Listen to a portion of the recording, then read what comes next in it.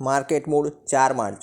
મિત્રો, આજે માર્કેટને કરેક્શનનો નહીં પરંતુ એક સેન્ટિમેન્ટલ શોકનો સામનો કરવો પડ્યો. તેમાં નિફ્ટી 1.6% નીચે, પરંતુ સાચું સિગ્નલ આપણને વિક્સ પરથી મળ્યું જે 21ની ઉપર હાલમાં છે. તો જે સ્પષ્ટ દર્શાવે છે કે માર્કેટમાં ભારે ઉતાર ચઢાવ આપણને આગળ જોવા મળી શકે છે.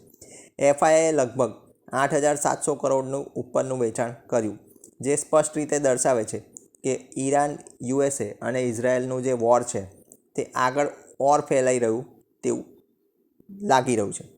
ડીઆઈએ 12,000 ઉપરની ખરીદી કરી અને માર્કેટને સપોર્ટ આપવાનો પ્રયાસ કર્યો, પરંતુ તે પૂરતો રહ્યો નહીં.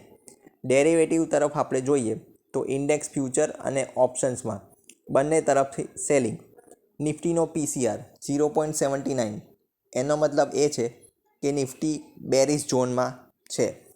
તો માર્કેટમાં શોર્ટ ટર્મ વોલેટિલિટી ઉપર રહેશે. બોટમ પિકિંગ હાલમાં કરવું એક મોટું રિસ્ક રહેશે, અને જો તમે લિવરેજથી ટ્રેડ લેતા હો તો તમારા માટે આગળ જતાં ભયાનક પરિસ્થિતિનો સર્જન થઈ શકે છે. તો આ હતું આજનું માર્કેટ મૂડ. જય હિન્દ, વંદે માતરમ.